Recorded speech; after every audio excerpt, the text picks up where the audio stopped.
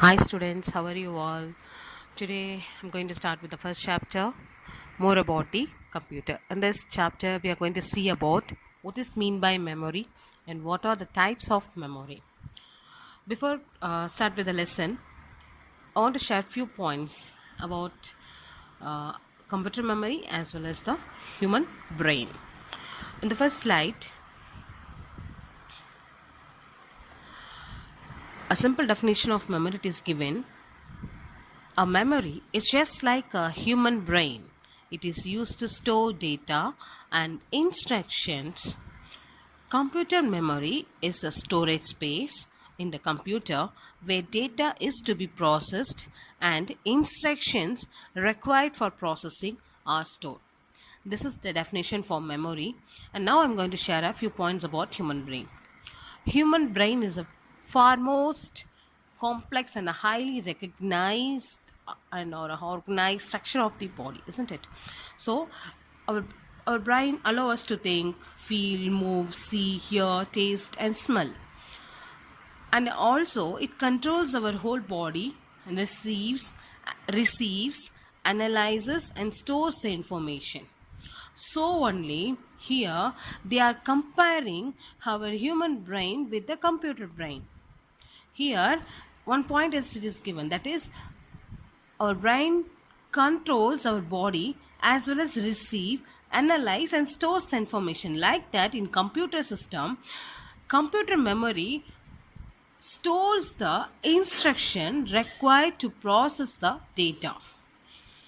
That is why they are comparing computer memory with the human brain. For example, if suppose I want to eat, or I want to write something, I want to read something, then our body will not give instructions to the brain, whereas our brain will give instruction to the body that now it is a time for eat, it is a time for sleep, it is a time for walk. So all the movement of the body or the sick disease, whatever it is, the instruction will be given by the brain to the body, not by the body to the brain. Like that, if any information, if any calculation or any input I want to give to the computer, it all those things will give by the computer memory only. It will allocate the space for all those calculations, any actions, activities. So only they are comparing memory with the human brain. Once again, I'm repeating the definition of memory is just like a human brain. It is used to store data and instructions. And computer memory is a storage space in the computer where data is to be processed and the instructions required for processing are stored. Next point, the memory is divided into large number of small parts called cells. Even here also, I will take an example of human body. In our body, we are having thousands of cells. Like that, in computers also, various parts it is a large number of small part it is there, which is called a cell. In that cell, each location has or each cell has its unique address. For example, in a class, if you take 7th day or 8th day, whatever it is, in each student's, people will have your own roll number. Like that, in the computer memory, each cell or each part of the memory will have its own address, which varies from 0 to memory size minus 1. Here, one more example. If computer has 64,000 words, then memory unit has 64 into 1024, which gives 65,536 memory locations. And the address of these locations varies from 0 to 65,535. Clear? So next topic,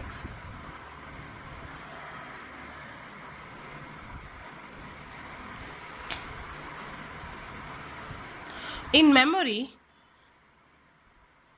this memory will act as a temporary device also, where we can store the information temporarily. A physical device like hard disk, all these things. Next, types of memory. There are three types are there available in memory. One is cache memory. Next one is primary memory, and this primary memory is also called as main memory. Next one is secondary memory.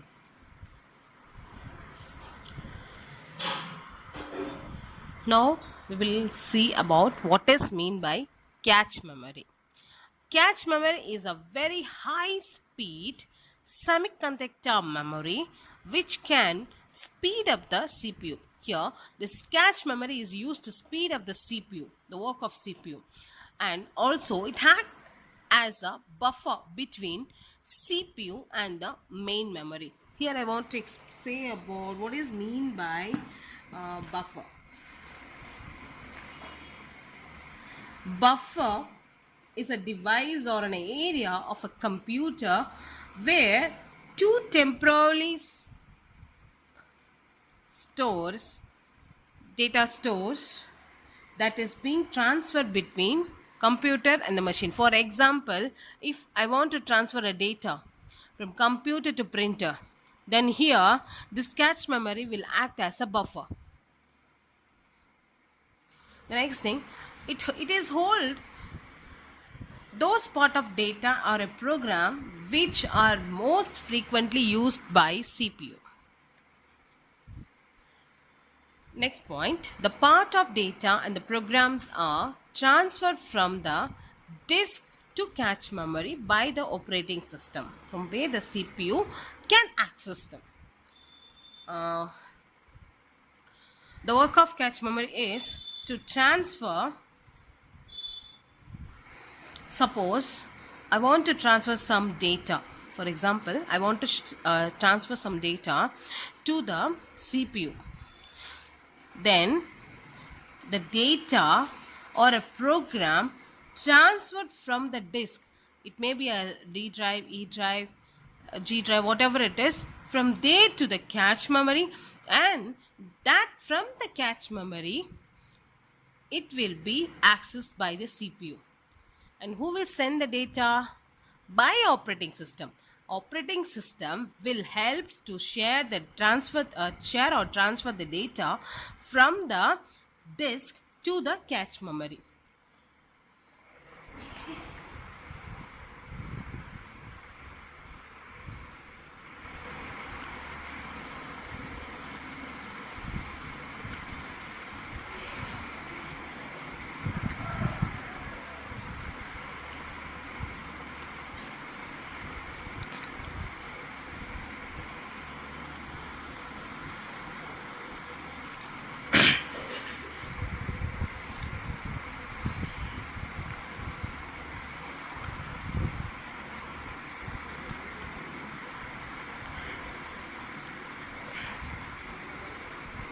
Now we're just going to see about the advantages and disadvantages of the cache memory.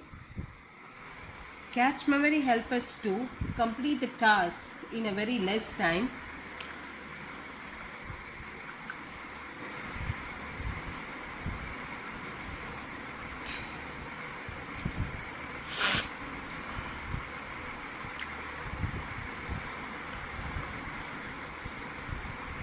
And the disadvantage is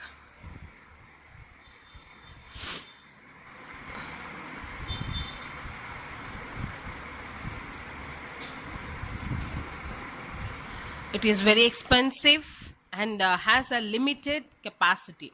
Cache memory has a limited capacity and it is very expensive. This is a disadvantage of cache memory.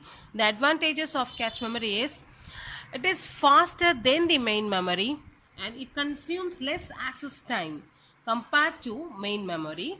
Then it stores a program that can be executed within a short period of time, and we can use or we can store the data for temporary purpose also in cache memory.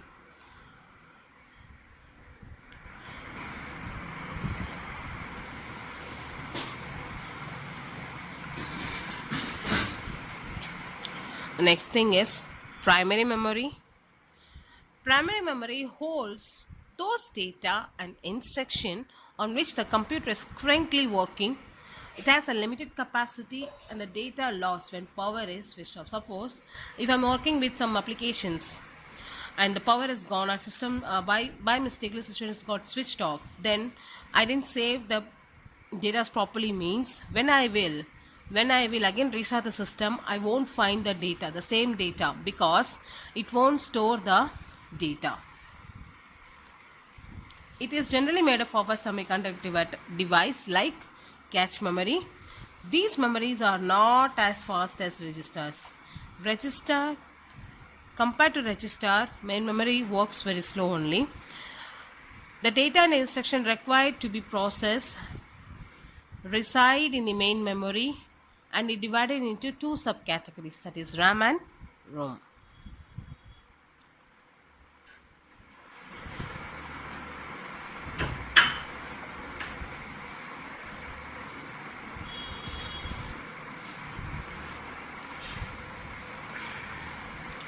Now, I just, before going to RAM and ROM, I just want to explain what is mean by registers. Register is a small set of data holding places that are part of computer processor. The register is one of the small set of data holding place that the part of a computer processor. It may hold a computer instruction, any kind of data or a storage instruction. In register will hold computer instruction, that whether we want to do any calculation or any we want to pass any messages, all these computer instruction will stored by the register. And the storage instruction, what is the capacity, the storage information about the program, that also stored by the registers, and any other kind of informations also, it will be held by register. This is a work of register, children. And then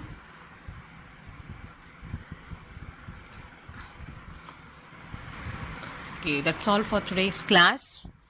Now just review what is mean by memory, how many types of memories are there, and what are they, and define buffer, and what is the registers.